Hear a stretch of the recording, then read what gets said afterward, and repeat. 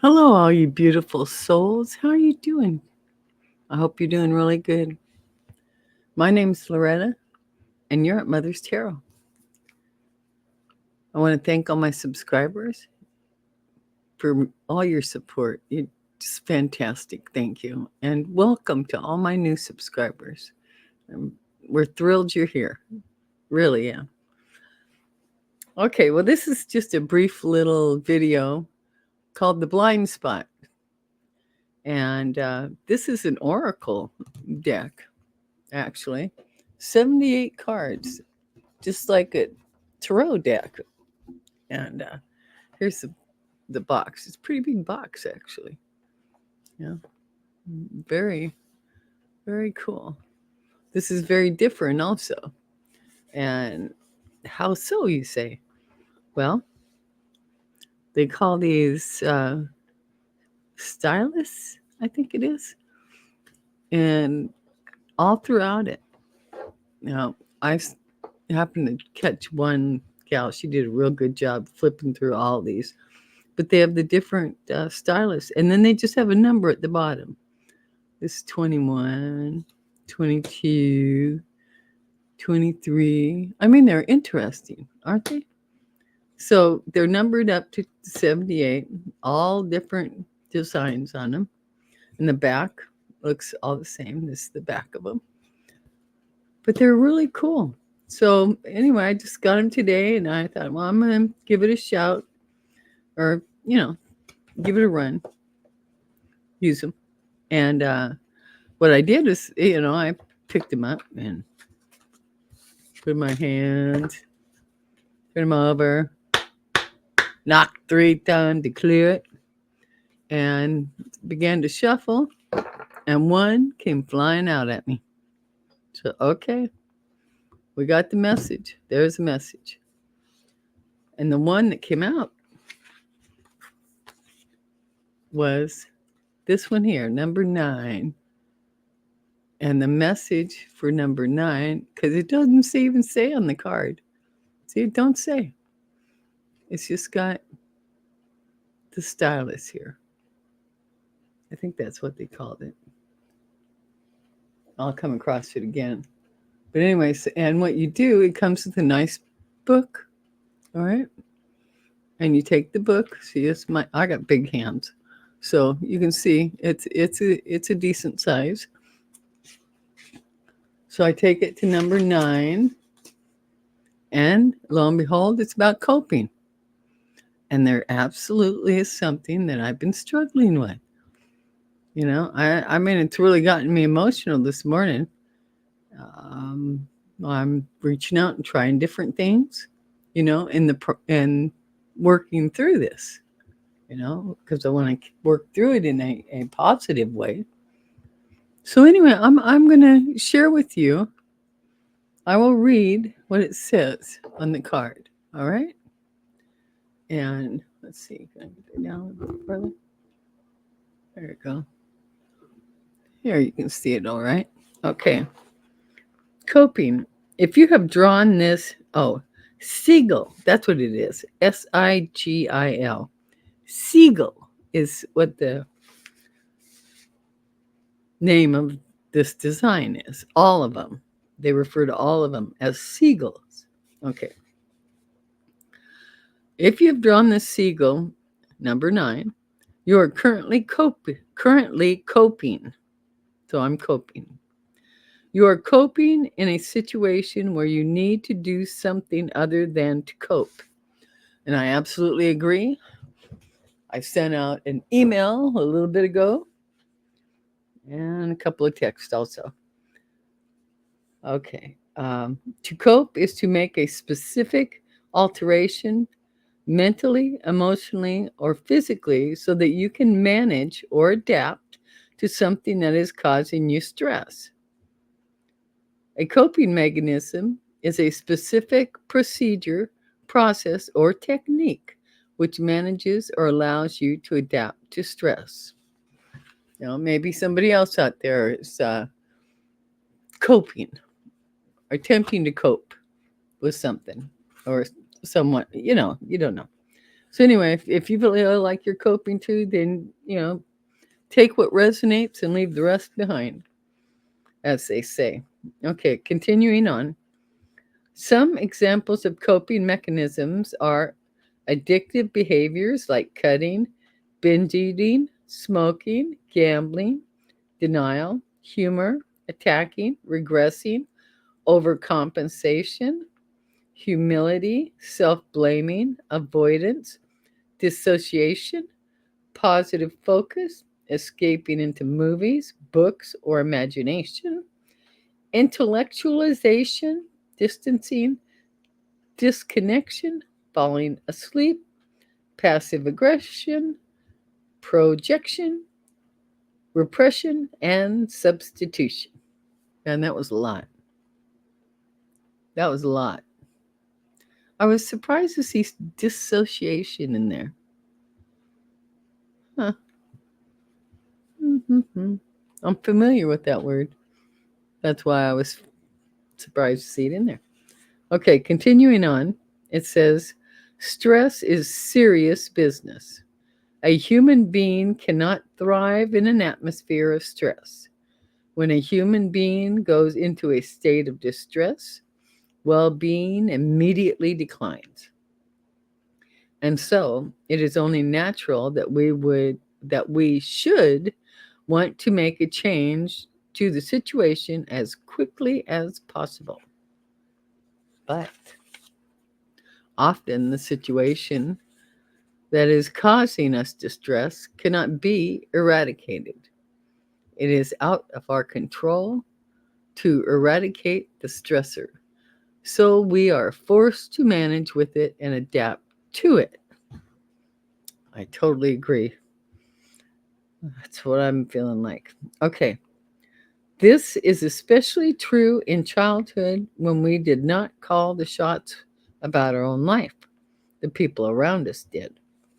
Many of these coping mechanisms allow us to survive distressing circumstances in our lives so we can keep on living and expanding despite the stress. They benefit us in some way when they are invented. But over time, we can see that the very coping mechanisms that benefited us are in fact the very things that are hurting us and the people around us. What once allowed for our expansion is now making our expansion impossible. When we grow up and find ourselves in situations that are absolutely changeable, where we do have the power to diminish or eradicate the stressors, we do not realize it.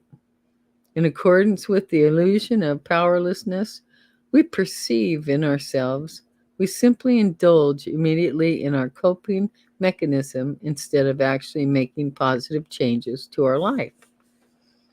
If you have drawn this seagull, the time has come to see that you are not actually making an improvement to your life relative to this situation.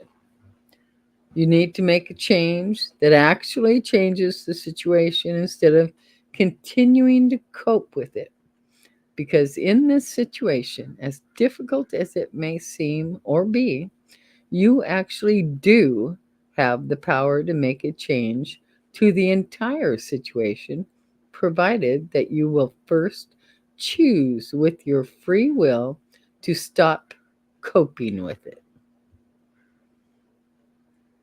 That's pretty powerful and so true. We got to work on it in order not to just feel like we're coping. So I think I'm going into the next phase of that myself. So anyway, these are really cool cards. And I did want to share them with you. I know there's other people that have gotten them, but this was new to me. I didn't even know these were out here till a few days ago.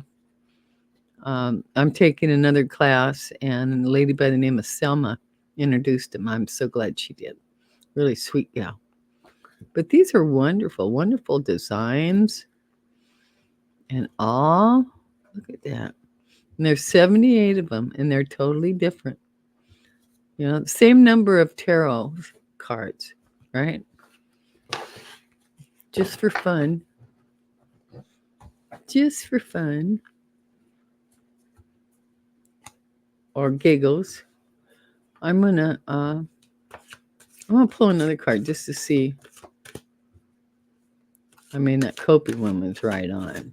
It truly was. So let me shuffle these up a bit. Not that I don't know if it even matters if I shuffle them up a bit. I'll clear them again. There you go. Clear them up. Shuffle them up. Yeah, because that's a big deck. Big deck. All righty. How's everybody doing? I hope you're doing really good. Did you get yourself a coloring book and colored crayons? Start coloring with your non-dominant hand. It'll really help hone in your intuition during the day without you even thinking about it. It'll just be raising the frequency of your intuitive abilities. And you won't even be aware of it because you're having such a good time coloring with crayons, letting your child within you play by coloring with crayons with your non-dominant hand. It's a very cool exercise. Yeah. Oh, that one wanted to flip. So let's see what we got. Oh, number 2. These are low numbers I'm getting. And twos are twos. They're decision cards. I wonder what it's going to say. I don't know. I'm going to read the whole thing. I'll just do a little blurb.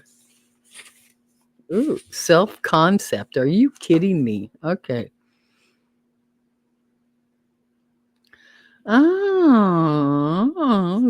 Okay. I'm not going to read all of it.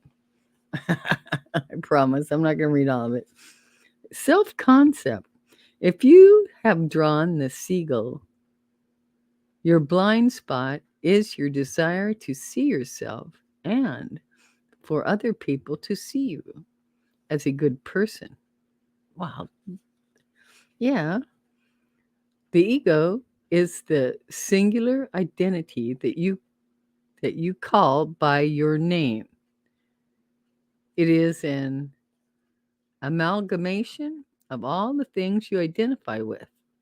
The things you call I, me, or mine. Ego is self-concept. Yeah, well, I know that. Okay. Society. How are we doing on time here? Oh, we're 13 minutes in. It says it's getting a little interesting. So it says, because we are raised irrationally dependent in a society in which our survival depends upon each other and has for thousands of years, the only way for ourself to survive is if we are in the good favor of the rest of the social group. The rest of the social group, beginning with our parents, where we were young, have to approve us. They only approve of us if we are good. They only approve of us if we are good. That is, if we are being in a way and doing things in a way that is deemed good by the specific individuals around us. Well, this is very true.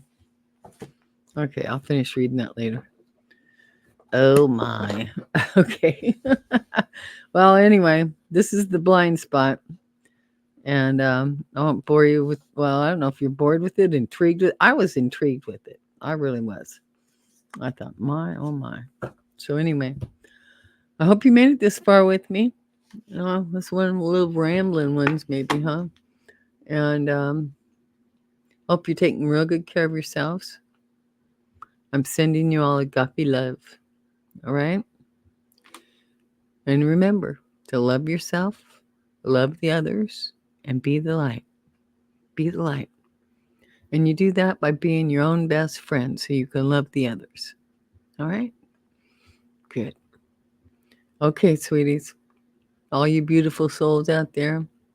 I love y'all, and I will see you in the next video. Bye for now.